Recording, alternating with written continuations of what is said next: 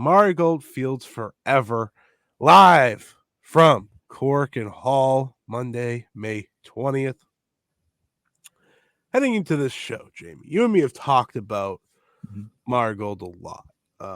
Whether it's, we talked about it obviously on here because we talked about, Rossy having left way back in the day. Remember that? Having left Stardom, and now we're here. But heading into the card, and we knew the card, of course. Like, what was your expectations for the show itself, and what was your excitement level out of like 10? Yes, I think starting with the excitement levels, obviously when I was last on the show, as you mentioned, we were kind of breaking down Rossy Ogawa's exit and the kind of news of a new promotion. And I think both of us were very optimistic. So I think heading in, and then obviously with all the announcement we've had since then in terms of the roster and things like that, my excitement levels were very, very high. I think they did a great job putting together a very exciting roster with the X-Star and people, and obviously the very promising Actwres talents that they brought in. So, and then obviously the card that they put together was a very exciting one in terms of, the big matches, specifically at the top, and a few showcase matches for some of the talents that obviously people had seen a bit less of if you hadn't really followed Actwres girls. So excitement levels are very high, and in terms of expectations, I expected them to deliver a fantastic show. In terms of atmosphere, I think was always going to be super high considering it's the first event. I think if you look at a lot of inaugural shows across Japanese wrestling, they're often packed shows with a very lively crowd, and they certainly delivered on that. So in terms of all that, I think my expectations were met, and in some cases they over delivered too. So I thought it was a very successful first show. Yeah. When my excitement was like through the roof. I think for me, it's a mixture of obviously the unknown. There was a lot of unknown within this roster that's very exciting. There's also the unknown of what a new Rossy Ogawa led promotion would feel like. But it's also for me like wrestling has been kind of rough these past couple months. I don't know about you. Like I haven't been able to grasp on the much outside of like the Mayu Iwatani stuff in Stardom, which I know, big shock. But otherwise, it's been like very inconsistent in the many places I watch wrestling. So it's like I need something to kind of inspire me. And the lead up to this show, the comments continuously made about Marigold, it just got me closer and closer, and my excitement was as high as it could be. And once the show ended, I was like, I didn't even think it was going to be that great. Like, that was how good this whole show was. It was as much of a home run as you can hit in your debut event, I think. A lot of us had talked about like, oh, would it be kind of like the beginning of Stardom, right? Because if you go back to that first show, like it was introducing a lot of new stars, which is what they did. You have Nanai in the first match. There was a lot of historical points to take from, but this was just so much bigger.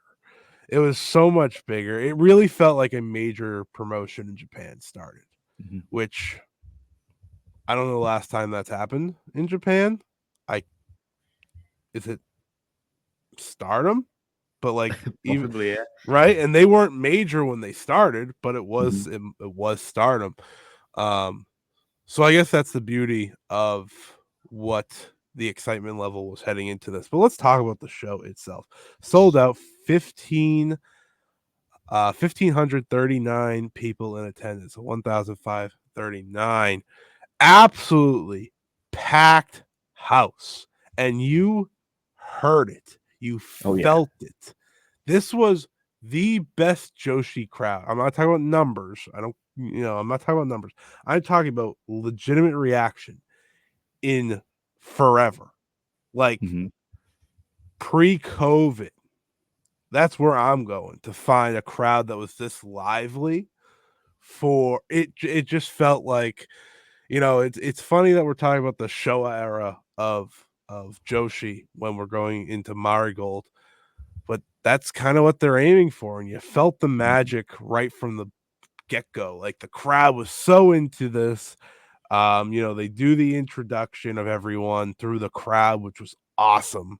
And you just kind of get to see everyone flaunt their stuff and show out. And I'm just watching them, and we'll get to it later, but I don't think there's anyone in Marigold that feels more free, and I'll explain this more later, than Utami Hayashishita. She just feels so happy and different than she did even a year ago when she was, in the midst of that incredible Queen's Quest story that would, finish up sometime in the summer.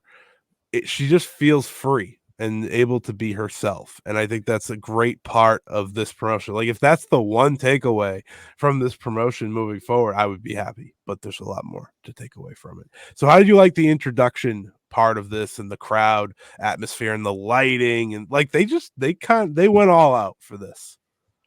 Yeah, I thought it was incredible. I talked about my excitement levels before the show, but especially after this introduction, they were even higher than before.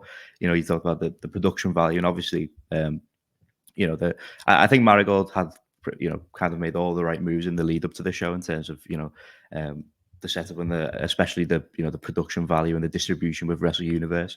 I think you could definitely see that production on show here. But yeah, that crowd, man, it was just. Especially when you compare it to like, I don't want to rag on them because I don't think either of us are like too high at the moment on Stardom. In the current, Watching one they're on. Flashing Champions and watching this Yeah, is like some of the recent shows, and it's been like this for a little while, especially since the pandemic. The crowds have been pretty dire, and even when you've got people like Mayu Iwatani wrestling some of the best wrestlers in the world, who we're both huge fans of. Sometimes these crowds just stop the shows from getting to that next level, and I think it was pretty on display throughout pretty much the whole night here. What a super lively crowd can add to a show. Because even when the matches weren't, incredible blowaway matches, they all felt huge in their own right just because of that crowd investment, and it set the tone perfectly, hopefully, for what the promotion can bring moving forward. Obviously, it's the inaugural event, so it was always going to be a slightly different vibe. We'll see how it kind of progresses. But in terms of a starting point on that front, I don't think they could have done much better. Yeah, like it's funny you bring that up because like I've gotten used to the Stardom crowds where I don't really let them judge my opinion on a match or something. Like if they're into it, say at a Cork, and it's going to make the match better. But I've gotten so used to it, watching Stardom for the past 4 years through the clap crowds that it's like it's something you really don't notice. But man, like watching this show, it's like everything's elevated because of the crowd, right? And that's kind of wrestling as a whole. You look back to like the Ryogoku Sumo Halls, the G1 final for New Japan last year when everyone was going crazy for Naito. Like that lifted that. You look at the Mercedes One Azumi Hazuki three-way match from Secure Genesis at Ryogoku Sumo Hall where the crowd was going crazy for Hazuki. That elevated that. So like having the crowd is just such a important thing. And I would love if Stardom could figure the hell out what they're doing there. But until they do, it's just like this was night and day production wise. And again, it helps to be on Wrestle Universe. It's never a bad thing to be on Wrestle Universe, I've learned. But yeah, let's get into the show itself now. We talked about the introduction, we talked about the excitement, but there's a lot to love about this show. And the show, of course, started off with Nanae Takahashi versus Victoria Yuzuki in a passion injection match. I thought it was always this was of course the first match teased at the initial press conference. Victoria Yuzuki challenged Nanae to a match. She said she's going to be passion, things like that. And boy, oh boy, did she learn that you probably should not ever say that to Nanae Takahashi in this match. I think Victoria Yuzuki's whole new presentation is incredible. She is, and you and me have talked about this, right? I went as far after her debut to say she's the greatest thing to happen to pro wrestling in a very long time. And while this, like, I don't think this is like the greatest performance of her career, she's gonna have many, many more. She came off like a star. like the gear that's Marigold colors with her, obviously her blonde hair. She felt like a star in the making, and Nanai beat her ass. Nanai is one of a kind, you know. Some people hate her, but Nanai's always going to be Nanai, and I think Nanai's great. I really do, and I think this is the flashback to Stardom's debut show, where of course it was Nanai and I think it was Iris against Yuzuki Akawa and Natsuki Tayo, and it was all about Nanai and Yuzuki Akawa. Here we are. It's all about Nanai and another Yuzuki. It's just the perfect way to kick this off. It's like setting you up for she's going to be important. She's just not there yet. She's got to get passion injected into her. How did you like this match? I love this for so many reasons. First, on Yuzuki, Victoria Yuzuki, to give her a full title now. I agree, wholeheartedly with everything you said about the presentation. I think she comes across like an absolute star. And we both said, obviously she won the Rookie of Stardom title earlier this year, but even when she made her debut, it was pretty evident that she was like leagues ahead of a lot of the rookies that they brought in a long time. In terms of where she's at.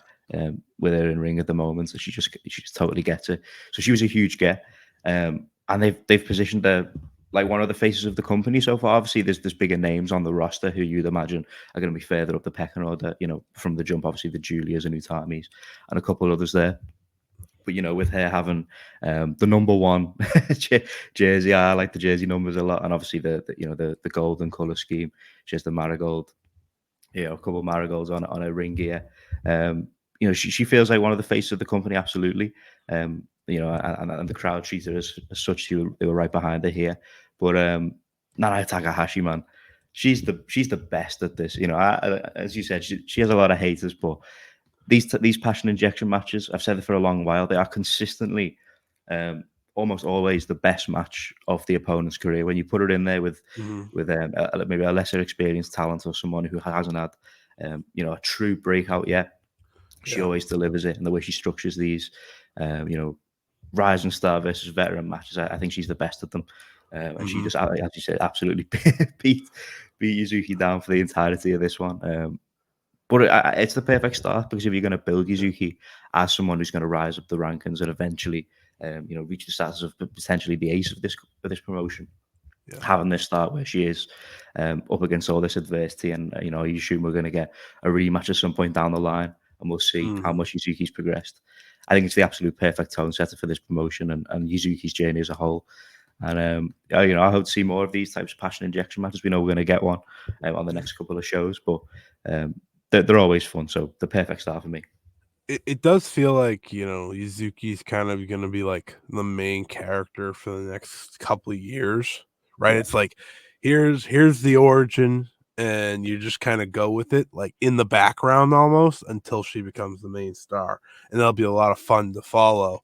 And you're absolutely right. The crowd was out of this world for this match. They wanted Yuzuki to pin Nanai so bad, and I think the more Yuzuki obviously gets experience. Remember, this is her first match in almost 2 months, and she's someone who had 43 matches to her name before this. She debuted back in November. It's not like she's been going at this like the Utamis and Giulias for years, where it's like, okay, we could step right back in. It's gonna be so you saw her, figuring new things out. Obviously, she's adding new moves to her arsenal as she goes and goes and goes. But it doesn't matter, because Nanai was just going to destroy her. And the more she kicked out, the more the crowd's like, come on, come on, Yuzuki, you got this. And louder and louder. I thought, for a match, it hit all the marks you wanted for a hot opener. And obviously, Nanai won. That was never in question. But I'm just so excited to see the next one between these two, right? And I kind of thought it'd be kind of cool if these two teamed up for the Twin Star. I would like that a lot. You have the student and the apprentice type thing. I don't think that's the way they're going, considering they're not teamed up obviously this coming week. end, but this weekend hopefully leads us to plenty more. And there's a lot of time between now and whenever the Twin Stars do show up, so we'll have to wait and see. Yeah. That I think, reminds me. The belts were introduced this past week yeah. when I was on vacation. So they were introduced officially on this show, but Tokyo Sports had posted an initial photo, which was without the coloring in the plates, and then Marigold posted the full, complete belts of the Marigold World Championship and the United National Championship. Also, we will have a super flyweight title and the Twin Stars, which are the tag belts, a callback to Arceon, which were the Twin Star of Arceon titles. How did you like those championships? I think the world title might be my new favorite title in wrestling. Yeah, I like them a lot. Obviously with the red and white color scheme, they were always going to draw comparisons to Stardom. Obviously, for people who aren't familiar with the All Japan Women's kind of history with that, but Learned this week a lot of people weren't. yeah, yeah. It didn't surprise me too much, the reaction, especially with the agendas against Marigold anyway. So it was always going to be a little tricky with that. But yeah, I love them a lot. The red belt is absolutely my favorite of the two. But I think they're both great, especially with the coloring that we have on the plates now. I think that makes a big difference, and I think especially for the white belt, I think that really helped the design of that title. But yeah, I like it a lot. I like the callbacks to the history. With as I said, the All Japan links and the the United National Championship with the links back to Inoki. I think it's interesting to see. I think it'll be interesting to see who the first challengers for that title are. I have one in mind, considering the Inoki link. I'm sure we'll get into that a little bit later. And yeah, the other titles as well. Obviously, the Twin Star title, another callback to Arceon, and the Superfly title. Obviously, I think there's a few names on that roster who I think stand out as potential challengers for that title when that gets going. But yeah, I think as a starting point, it's really exciting. I like the four titles that we've got, and yeah, I think one of the best things about starting a new getting into a new promotion. And I talked about I have a feature coming up today, so a little plug earlier in the show, all about Marigold. And I mentioned in it that one of the best things about starting to watch a new promotion is that wrestling doesn't have an off season, so it can oftentimes be a little bit daunting to jump in to a new promotion. You don't know where the starting point is, but following a promotion from day one, you're gonna get to see the lineage and the history of this title starts. Right from here. So I think it'll be exciting to see who picks up these titles first. There's definitely some big names in contendership for that. But yeah, very exciting stuff. Yeah, I just think like the titles are beautiful. They're gonna carry the same mindset, I'm sure, as the World and Wonder once did. Right? It's not your typical mid card belt like in wrestling. Yeah. The United National will be appreciated at a very high level, much like the World. But absolutely beautiful belts. If that's I'm someone who really appreciates the looks of belts, but like it's not make or break for me. It's like I love a great belt, but there's so many bad title belts now. You kind of you kind of accept like, all right, whatever. But when there's this good, you're very excited. And I thought it was just another great addition to what Marigold was bringing to the table for this first show. Our next match was an exciting one, as it was Mika. Excuse me, still a little sick. It was Miku Ono versus Now Ishikawa. This match came about from the simplicity of Miku being higher on the posters, being more prominent on posters than original 7-member Now Ishikawa. And Ishikawa took offense to that, as she was the one moved out of the prominent spots. And that led us to a match. Listen, folks, if you watch this match, if you saw this show and didn't walk away saying, "Oh, Miku Ono is going to be a big star for Marigold," then you missed the plot, because they made that perfectly clear on this show. She is going to be a star, and you watch this match and you see why. I thought Ishikawa was really strong in this match. Like She was a new wrestler in this match. I've seen her wrestle a lot. I've seen her wrestle in Ice Ribbon. I saw her do the Tam Nakano thing last year in Stardom. This was a different wrestler. This was a very determined now Ishikawa. And I thought she did a good job at trying to stand out against someone who I think most people's eyes were on. When it comes to Miku, I think she used Asahi's suplex at one point, which was a great callback. She did a lot of good things. She added kicks to her arsenal, but it didn't matter. It did not matter. Miku kicked the life out of this poor girl multiple times, and then won with a Styles Clash, which was a little terrifying because, like, anytime I see someone hit a Styles Clash for the first time, I'm like, oh god, oh god, oh god, oh god, oh god, please know how to sell this. Please know how to sell that's a this. move that can go very wrong, very easily. Yeah. So thankfully that was clean. A great finish. Miku's on her way. Ishikawa feels like a good underdog story to follow in this company. So good start here. It was sub 10 minutes, quick match, but they packed a punch. Mm-hmm. Yeah, I love this one a lot. Like you said, quick, but I think it delivered on everything that it was meant to do in terms of setting up the paths for both of these wrestlers. You know, like you said, a pretty simple story going in, but I think it's going to play kind of long term in terms of where both are heading. You know, for Ishikawa, obviously, post Ice Ribbon, she hasn't really done too much of note outside of the Tam Nakano thing, and I imagine that was a lot of people watching the shows. One of their first time seeing her, unless you follow Ice Ribbon. Yeah. So this was probably the first time for a lot of people seeing now Ishikawa as now Ishikawa. And yeah, that underdog story that she's starting, obviously one of the original 7, but not included too prominently in the kind of promotional material. Definitely sets her up to be someone who's going to have to try and prove herself in every single performance. And I think as a starting point, she did a great job. I love the Asahi callback, as you mentioned. Really nice touch. But yeah, Miku Aono is going to be an absolute superstar for this promotion. She set the tone in this match straight away. I think the first action of this match was a pretty brutal leg kick, and I love a good wrestler who throws really nice kicks. So I was in straight away.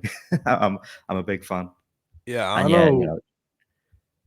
Sorry, but go ahead. Ano has the specialty of not a lot of wrestlers in this promotion do kicks. Like no one does kicks like her. So that's instantly going to set her apart as well. But I think you're right. It's like she's just such a star in the making, and they see it. And you saw it with her entrance. I think her just whole presentation she kind of nails, and she seems very determined to kind of be the big star out of the 6 Actwres girls off the bat. I think all 6 actually had really good showing on the show, and we'll get to the rest of them. But she's very clearly going to be the one I think that's heavily pushed off the rip. Yeah. And I think that pretty much shows it. I think she's going to be a star very, very quickly. I don't see how she can't be. Like, she's very good in the ring already. I know she's been wrestling for years. I understand that. But like compared to like the Utami's, Saree's, and others that are in this, I feel like she could go in there with any of them and have a really good match. Yeah, absolutely. And obviously, the kind of the promotional, the poster aspect of this obviously played into the story. But even just before all that kicked off, it was very interesting to see the positioning of that, and it stood out straight away that the Marigold know what they have on their hands with Miku Aono, and I think it's going to be pretty evident to see that where she'll head after this. But yeah, I thought it was an excellent first showing in Marigold for both. And yeah, Miku Aono is one I think who's going to be contending for either of those top 2 titles that we just touched on very, very soon. Yeah, that United National kind of screams her name, I feel like. Yeah, that's the agenda I'm running at the moment, so I'm all in on it. Next up, we had a reinspired, I'd say, Marai versus Chiaki. I'm so happy for Marai. You knew this was coming, Jamie. Yeah. I'm so happy for her because a lot of bullshit past couple years. Oh, she's not over. Oh, she's getting shoved down people's throats. Oh, she's not all that good. You know who got the most streamers on this show by a lot? Marai, pal. By the way, the streamers just being around, let's have that. Thank you. Oh yeah. Just different vibe, you know? But Mariah made her entrance and she just felt like a star. And I was like, thank God. Like, I think for her getting out of stardom and getting to just reset after what was a tumultuous 2023 for her, right?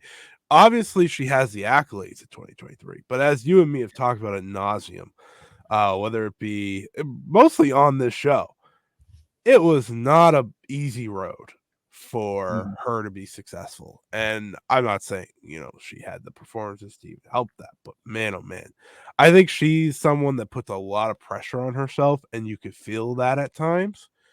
And I thought her new look, I think, is her best look ever.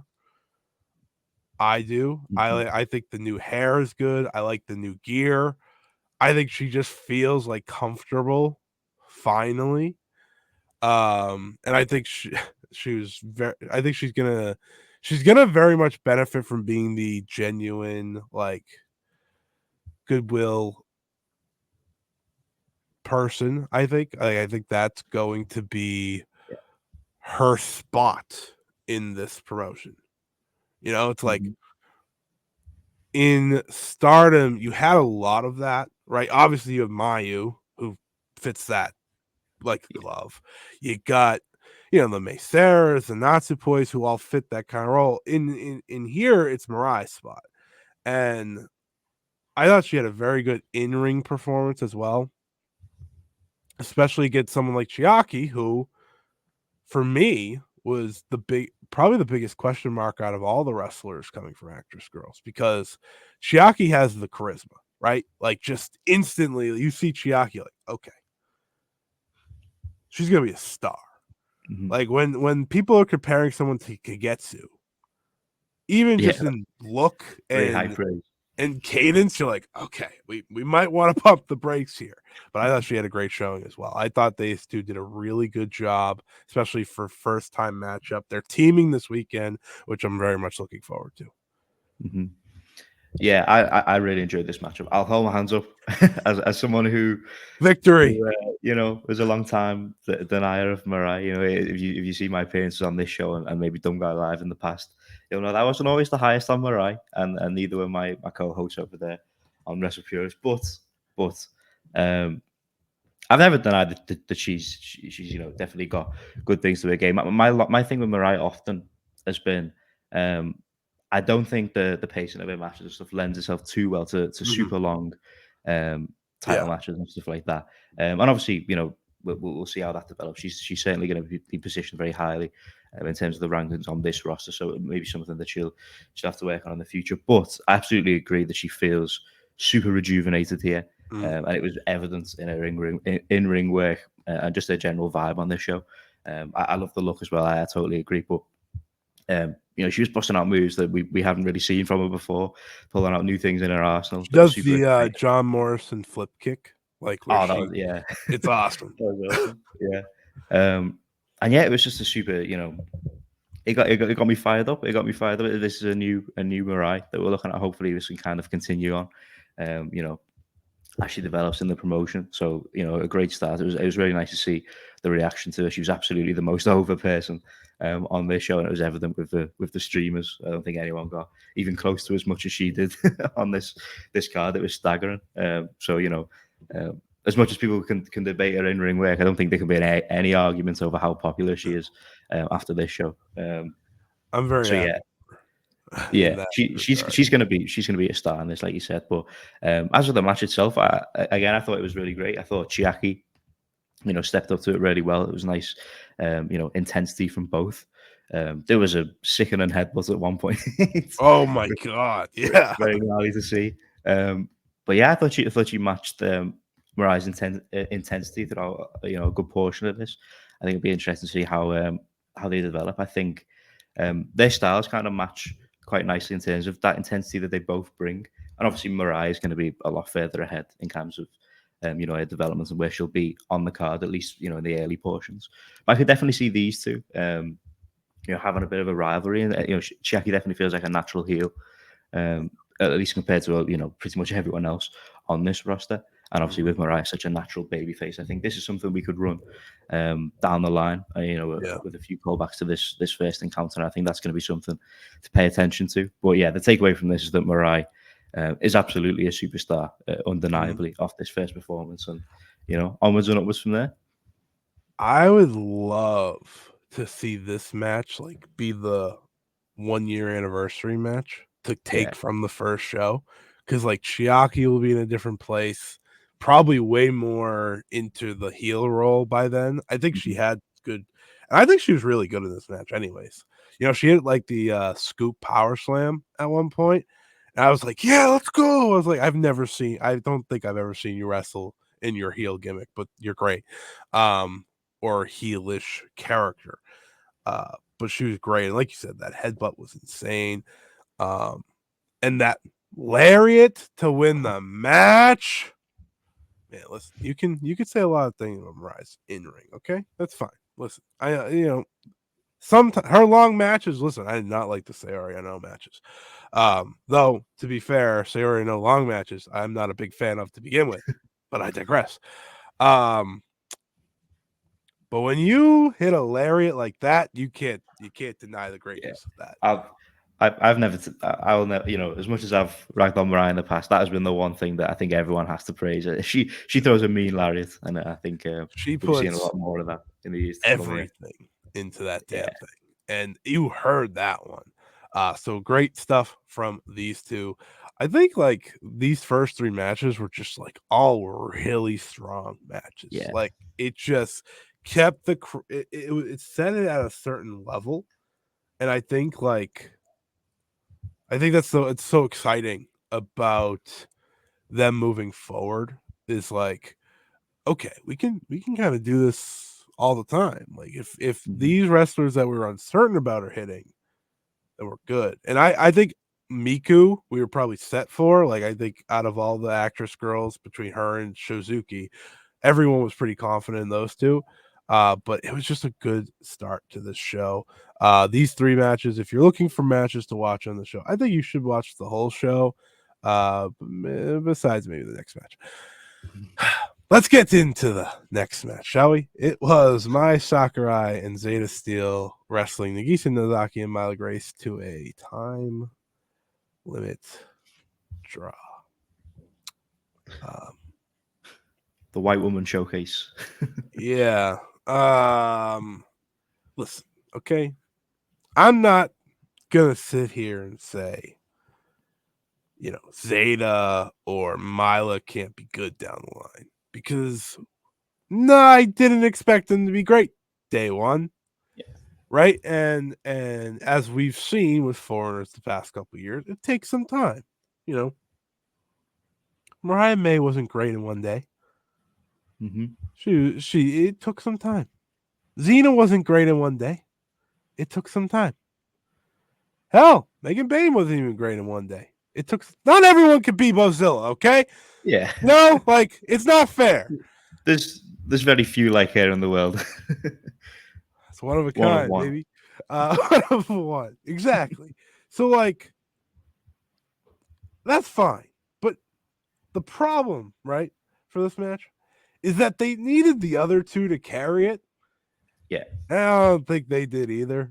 I don't think Mai Sakurai is carrying anything. It's just not her thing, right? Her thing is to be the character, be a pretty strong tag wrestler. We've seen her in some good. You see that Chan Yoda Mai Sakurai versus Wing Gory match this year? You kidding me? That's what it's all about, right? We know she can deliver in big time matches. This just was this is asking way too much of her. And I don't think Nozaki had did anything special either. So yeah, it just wasn't it. And making them go the full 15.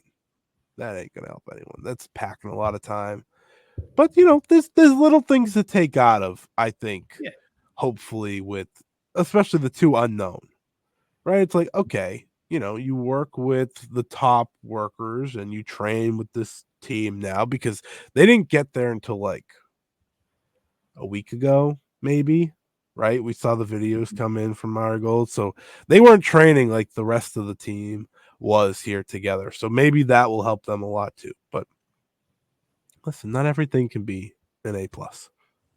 Yeah, yeah. This was the only bit on the show that didn't feel like a home run. But as you said, that there's going to be time for the development of this. I think you make a good point about Mai Sakurai not really being the one to carry matches. I think when she first came into Stardom, she was kind of super green in the ring, but she's developed a long way. But even beyond that, her kind of standing in the roster is more to do with her character and stuff like that. And that's still, shown through in portions of this match. But in terms of having to lead, a match like this, I don't think she was the ideal pick.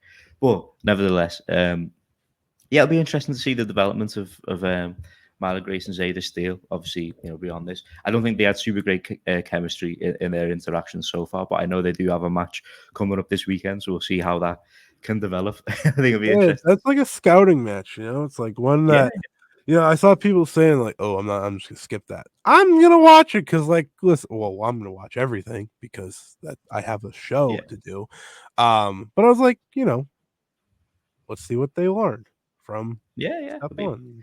Be a chance to see, just a more focused look at their game. But yeah, as you said, they've only just kind of been around, and we've seen what wrestling consistently in Japan against some of the best, women's wrestlers in the world can do for plenty of foreign talent. Obviously Zayda, and I wasn't super familiar with either of them before this. I don't think a lot of people were. But Myla Grace is coming out of, I believe she'd wrestled a little bit in NXT UK, so she'd probably been in and around the Indies over there for a little while. And then Zayda Steele obviously competed. Zayda Steele's a very NXT wrestler that hasn't been in NXT. Yeah, for sure. I get those vibes, but so I think it's pretty fair to say that neither of them have been in there, with a ton of superb talent throughout the. Not to throw shade on any of the indie scenes, but not really my my scene that I keep up with. So as a start, we'll see where they can grow from here. So it'll be another interesting aspect of the promotion to follow along with. It is nice to see Nozaki around. It certainly seems like she's going to be in and around the promotion. Obviously, not officially signed or anything, but seems like she'll be popping up on a couple of other shows. So she's a nice, She was on the poster for the Marai Homecoming show that's on like June 30th, and I was like, all right, she's just here. Like, she's not signed, but she's here. Yeah, it feels to me very reminiscent of Anno's. Anno's like kind of place in Stardom before she officially put pen to paper. Like, she's not signed, so she may still pop up here and there, but she's around, Yeah, she's around. Like, if we need her, she's gonna be there no matter what. It's like, that's cool. She's a great name to throw in, on all of these cards. Especially you can throw her kind of anywhere in the card. I think if you throw her up there with the kind of top tier talent, I think she'll have a good match. She's a good wrestler that if you put her in there with the right opponent, she's going to come through, I think. Absolutely. This just wasn't that. But, they're going to continue the Mai Nagisa story because ultimately it's about getting to Nagisa versus Giulia. So we'll have to wait on that, especially after what happened in the main event. But let's get to the semi-main event. It was a good call, by the way, to change this match to the semi-main event.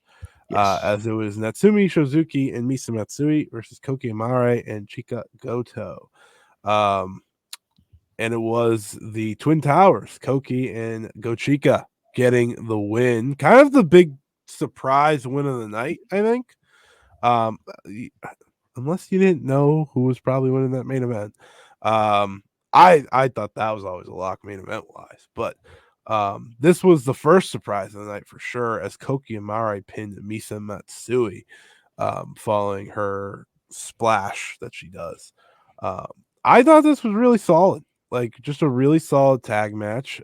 Gave all four an opportunity to showcase what they're about. I think Misa Matsui is gonna rule. Like, I think she's gonna be the one that a lot of people love in the long term. She's also the youngest. There was this hilarious post-match interview where Shizuki was like, I don't get a lot of time left. She's 35. She's already retired before, so it makes sense. I don't have a lot of time left, so like I want to go for the title immediately. Like, I want to go for gold immediately. That's great. Shizuki's, very, very good. And Matsui follows up. I got like 15 years in me. I was like, yeah, that's real. I was like, I don't know. Locked in for the long run. I was like, I don't know why that was your follow up, but I'm in. I'm That's in. awesome. Matsui. I've talked about this with Lewis of WrestlePurists before. Matsui does give off like that Natsupoi underdog feel that I think is going to get her super over as the time goes on. She doesn't need to win to get over, so I had no problem with her taking the pin here.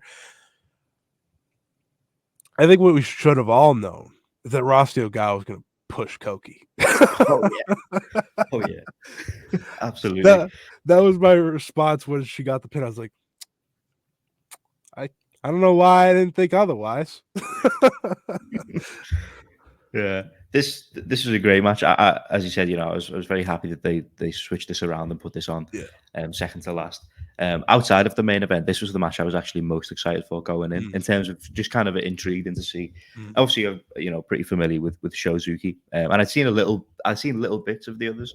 As I'm not like a super locked in Actwres Girls watcher or anything, but I'd seen little glimpses of the others, and I certainly knew that obviously Matsui was a little more experienced than the other two, but I was intrigued as to all four, how they perform. And I thought all four of them, delivered on the night. I thought there was a lot to take away from this. Obviously, Shozuki, as I said, is the most experienced here, and she, that kind of showed. Matsui, I'm glad you brought up Lewis. He's very, very fired up about Matsui. Definitely his kind of type of wrestler that he loves to root for. Making that Natsupoi comparison, and especially the high speed style. I think she's going to be a lock for the flyweight title when that eventually gets going for sure. But yeah, man, the other two, especially Koki, and Chiaki had a lot to show. I thought Goto did a better job than I was expecting. Yeah, she's super charismatic. She was the one who I knew pretty much the least about. But I thought, her character really came across super well. I like the giant swing that she does. I was pop for that whenever anyone does does a giant swing. And yeah, I like them a lot as a tag team too. If they're going to keep that up, they could be potential, twin star challengers when that title gets going. But yeah, Koki's the one here that I think all eyes are going to be on moving forward.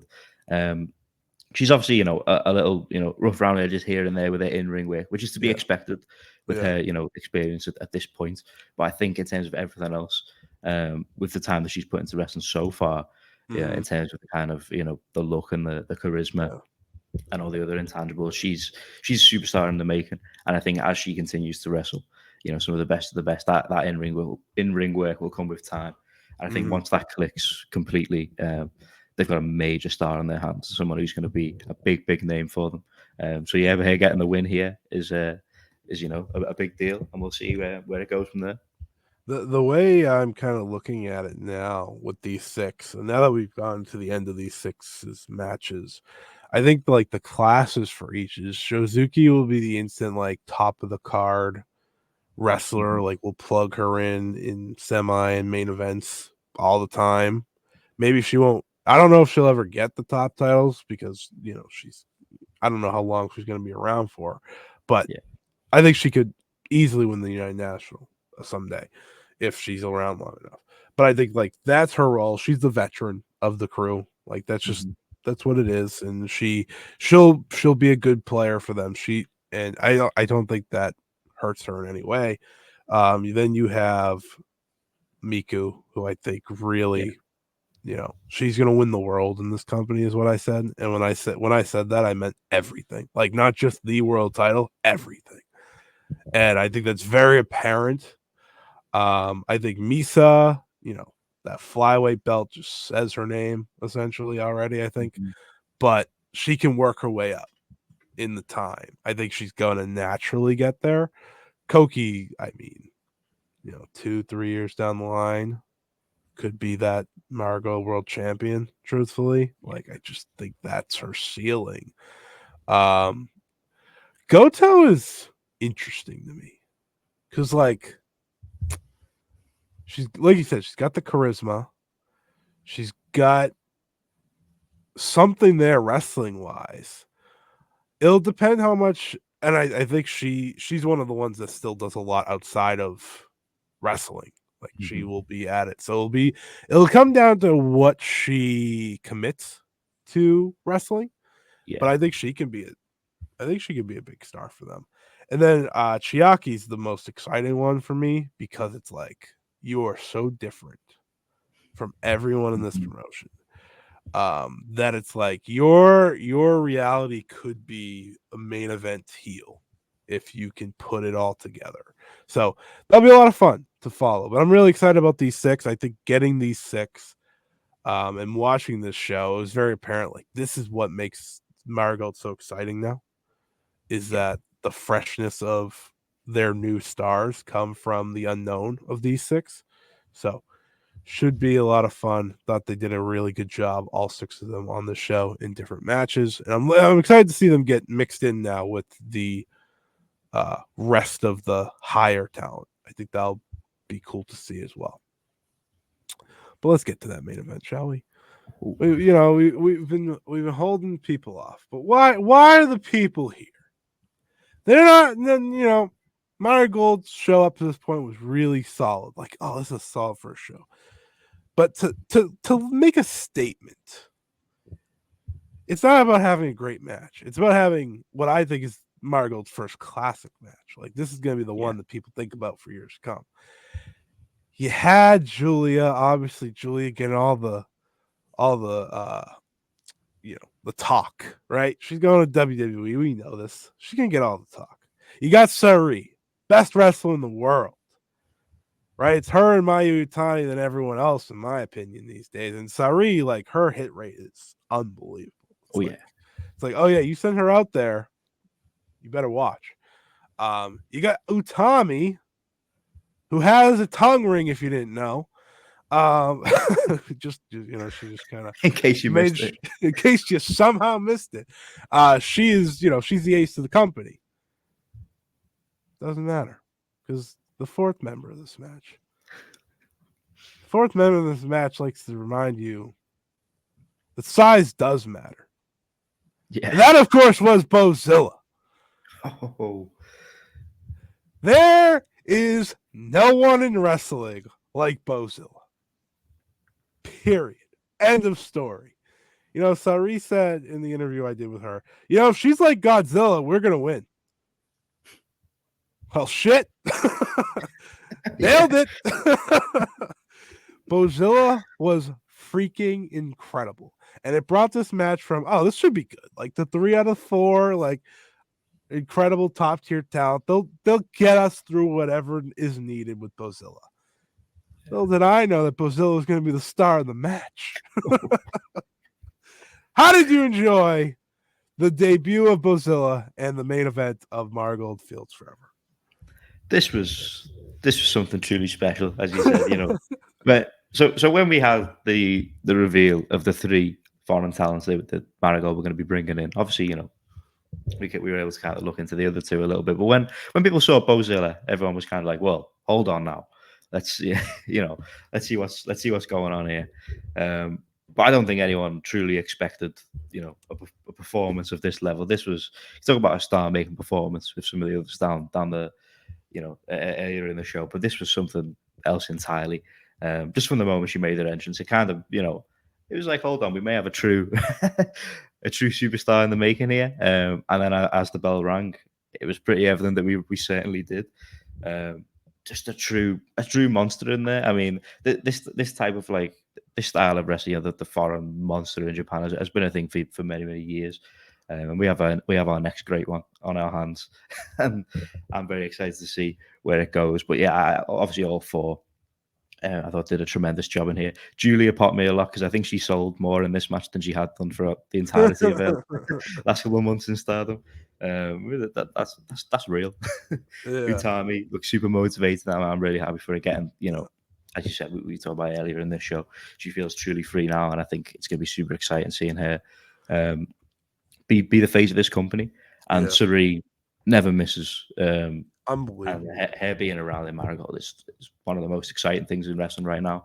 But it was all about Bozilla, the dominance. She was pulling out jackknife power bombs. The bit where she no-sold an Irish whip from 2 of them was incredible. That was it.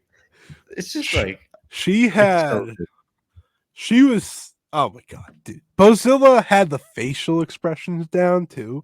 So It was towards the end of the match, and Utami and Giulia are like, "All right, we got this, And Bozilla's just like, "Go ahead, do it, try." And then she just ran through them, and I was just like, "They found a 20-year-old monster." That's the insane thing. It's the experience level here. It's not like that. The Bozilla's been wrestling for a long time, and they've pulled her in, and now she's on the world stage. This is one of her first couple of matches, anyway, right? And obviously, she's a champion, I believe, in Germany, alpha females promotion. But even then, she's super early into her development. So to be this good, this impressive, considering the people she's in the ring with, like you said, a lot of people thought this was going to be, a little bit of a carry job. And, I don't think anyone would have been too surprised if the MVP coming out of this was a Sareee or a Giulia or a Utami. But the fact that she stood out so much is just, it's incredible. Yeah, like I'm watching her. I'm like, okay, she's clearly still green, and that's fine, but it doesn't matter. Like, it didn't matter if she was still green, because like she's confident in her abilities, and that's really all you need. Like, it's the saying of like fake it till you make it type thing. She wasn't really faking it. She just was like, listen, I'm a monster. I know what I'm doing, and I'm going to work like a monster. Not enough wrestlers do that anymore. Right? Like, everyone's about, and yes, she did hit a moonsault in this, which we'll get to. But otherwise, it's like a lot of them just kind of, like monsters wrestle slow and boring. And then it's like, oh, they're not that special. Bozilla's special. You can just feel that once the bell rang, and the crowd was screaming for this woman. A match that had Giulia, Utami, and Sareee. They're chanting Bozilla, Bozilla. And I found myself doing the same thing at my chair. Truthfully, I was like, yeah, this is the real. You could see in the match, Sareee was like, oh shit, like my partner might be real. All right, throw me. And like you can see Sareee being like a little bit terrified, but then she had this big smile on her face as she was getting thrown onto Tommy and Giulia. I was like, okay, give them the twin star belts. Thank you. Oh yeah. I was ready to give Bozilla and Sareee all the belts, truthfully. I was like, all right, we'll give them both the singles belt, we'll give them the tag belts, and we'll be good. We'll be good. We'll be golden. And like you said, I do want to talk about Utami, because I saw like a topic online that some people was like, I think Utami should have got more focus. I was like, Utami was like arguably like fantastic in that match. Like everything she did was like unbelievably great. She suplexed Bozilla. That was like the spot of the match because they worked towards it, right? It was like cutting down Bozilla. That was Utami's job, was cutting down Bozilla. One of the funniest things, by the way, Giulia and Sareee are wrestling, and I'm watching Utami like hit Bozilla in the leg, and Bozilla's just like not reacting. I was like, this is the funniest thing I've ever seen in my life. Like Bozilla hasn't been around long enough to probably know that like what is this person doing to me? Like here in the corner, why does she keep hitting me? Like, leave me alone. That was she should never learn to sell ever. Like, no, absolutely not. I hope she doesn't. She should just no sell all of this. 100%. Because when she does sell, it's a moment. That's how I felt about this match. It's like the few times she sold, it was the biggest moment. When Utami slammed her, I stood up like it was Hogan and Andre. I was like, oh, hold on. This is a moment in history. The Giants has been slain. This is. I was, I was calling everyone I knew. I was like, "Oh, did you see this? Did you feel that? Yeah, the world shook for that moment. You kidding me? It was incredible. Legitimately one of my favorite matches of the year. Like, truthfully, like is it as great as those matches? Maybe not necessarily, but like this has replay power. You know, like this is the type of match I'm going to watch. Just be like, oh, this is amazing. This is what wrestling's all about. And the crowd, by the way, again, hotter than hell for everything in this match. When Giulia and Sareee started fighting, they were going crazy. You would have thought it was an All Japan women's crowd at one point.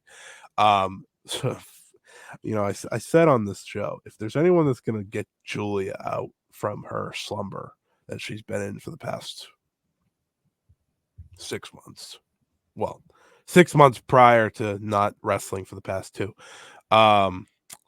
it was going to be Sareee.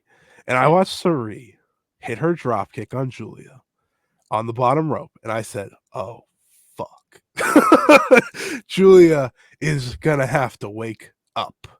And then they did, and then they just did the damn thing. And when you learn that Giulia fought pretty much this entire match with a broken, wrist? Yeah, fractured wrist, I believe, which is like having about 4 minutes into this. Notably, the same arm she had to fight Sareee with the entire time when they were exchanging. I was like, this is real. This right here is real. And the match ended with Sareee dropping Giulia on her head about 75 times with the Uranagis. Then Giulia kicking out. Giulia trying to fire up before Bozilla pounced her. And Sareee said, all right, let's finish this up.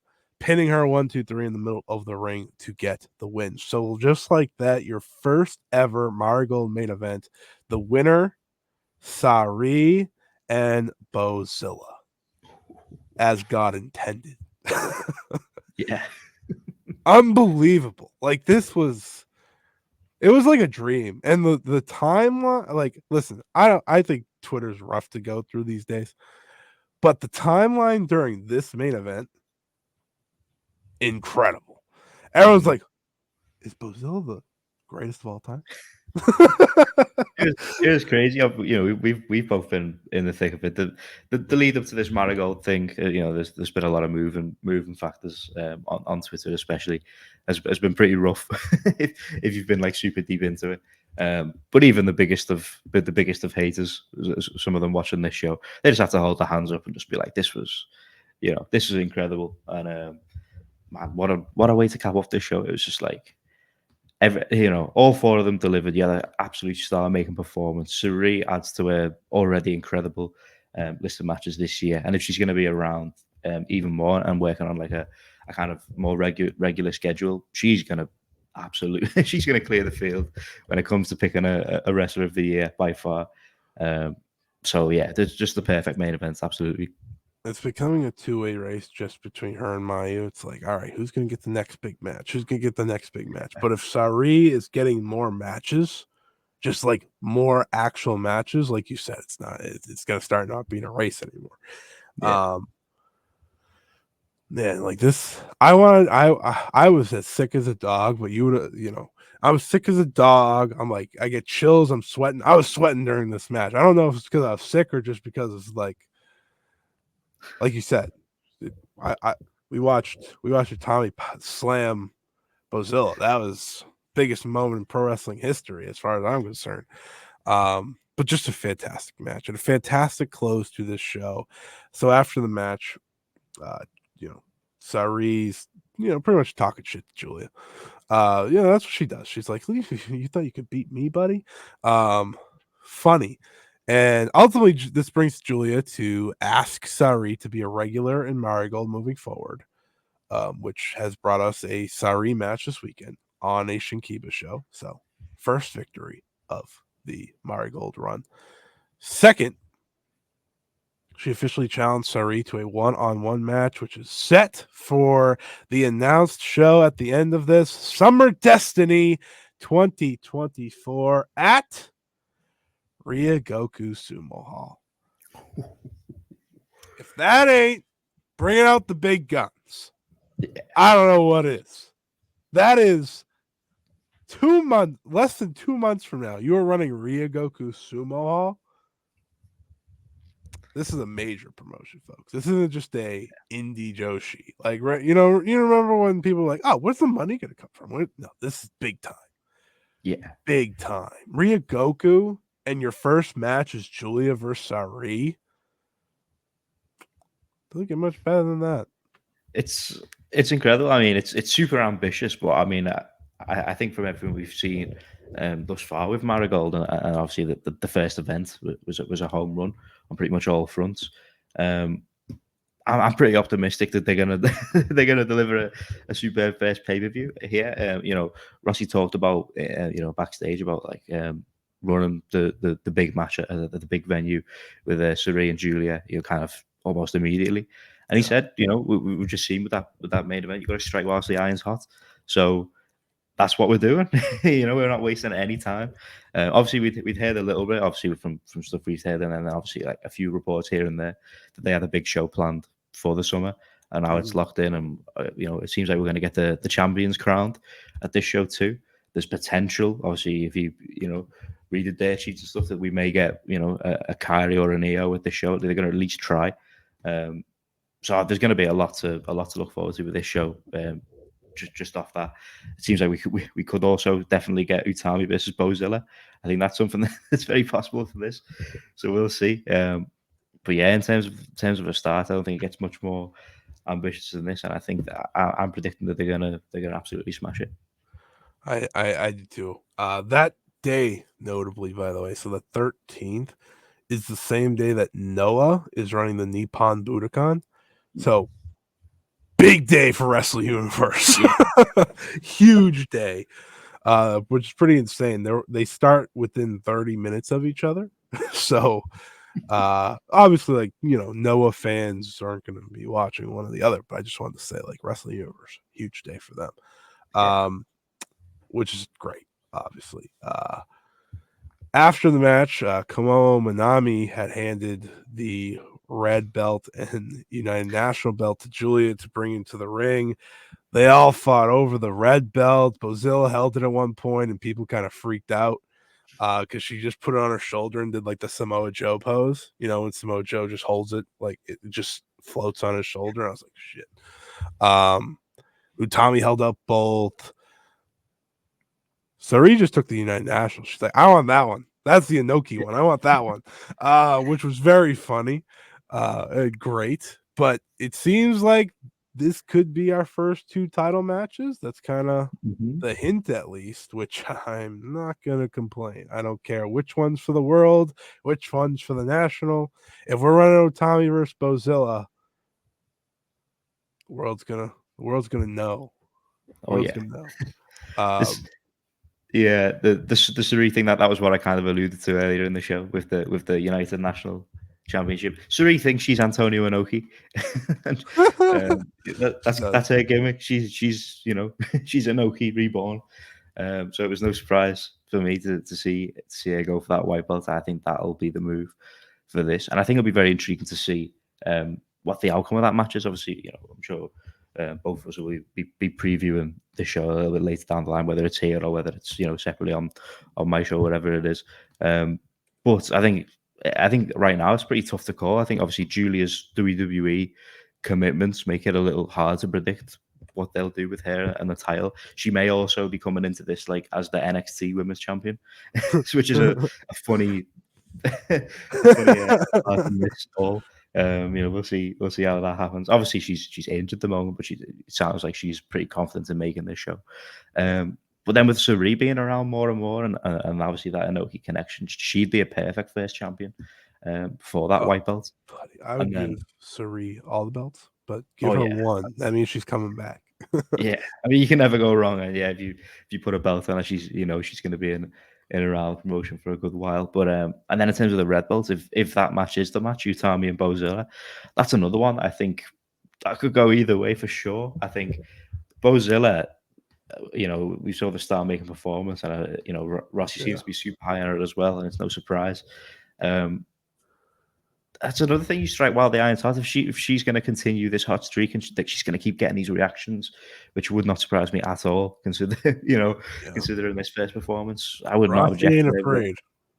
I know that Rossy will not be afraid to do something like that. Oh yeah, so I would not object at all to her being the first Marigold World Champion. But again, as you said a few times, Utami Hashida definitely feels like the face of this company, and she had an excellent reign with Stardom's red belt. So I would not object at all to her being the first champion here. She'll get it eventually, regardless, of course.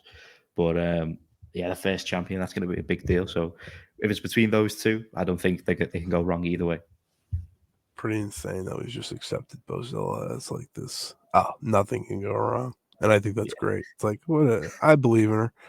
She should just told everything. We think of no reason not to. So as we noted,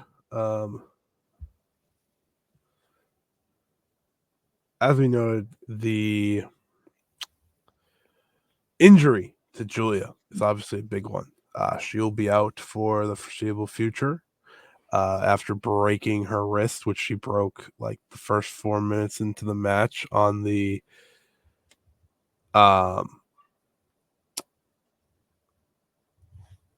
it reads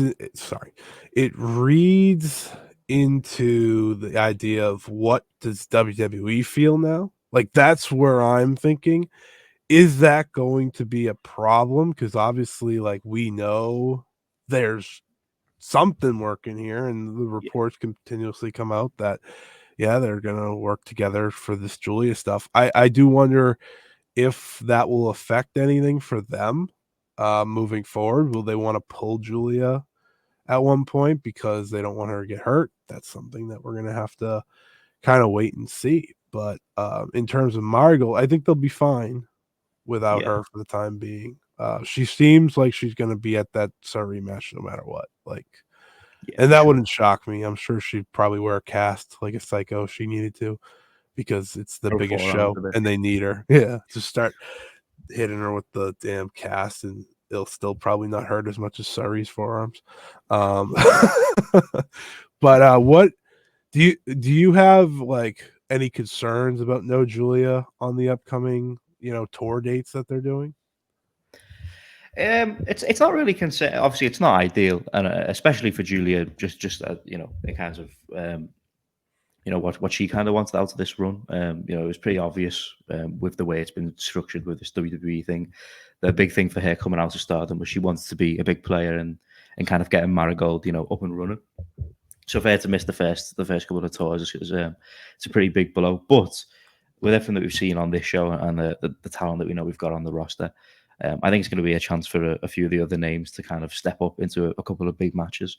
I think the likes of Miku Aono is going to get even more big spots here. She's going to be another big name that's going to be pushed up the roster quicker and quicker.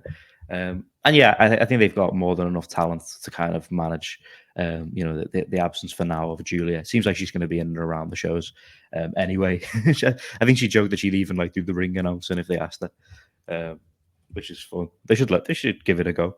But no, I think they'll manage. They'll manage, more than fine with this. The tough thing with the Giulia absence, obviously we'll get into it in a second, is the her missing the Hana Kimura show. That's the real big blow for just in general in terms of how much that would have meant to her. And again, they found a more than adequate replacement for that, but it's definitely tough. But I think Marigold will absolutely be fine, and hopefully, if this kind of relationship with WWE and the scheduling thing works out, then we'll be seeing Giulia pop up in Marigold as soon as she's back and ready, and hopefully it'll be a consistent thing between the two of them. Yeah, my heart does break for her with the Hana show, because probably her one shot to do it. Yeah, well, it's going to be weird to see. Obviously, all the reporting so far has been that she may, she'll still pop up on Marigold, that kind of, Right. be jumping from the two of them. But within a year's time, she may be on the main roster, and whether they'll be willing to let her go over for a non-Marigold show. Yeah, it's super tough. The one good thing I could say is that she'll still get to go, Yeah, and for sure. that's nice. She'll still get to go. She'll still get to celebrate. They got a pretty good replacement with Utami, so that's nice for that show to still have them big marquee match and really not lose anything. You lose maybe Utami doesn't have as much of a connection to Hana as Giulia does, but you don't lose too much. But yeah, obviously feel for Giulia, but happy that she should be back for what's expected to be the biggest match of the year. Truthfully, like it might be the main event of Sumo Hall, which is Marigold's biggest show of the year, I'm sure. So kind of big, kind of important. And like you said, who knows? Maybe she'll be NXT champion for that match as well, which is crazy.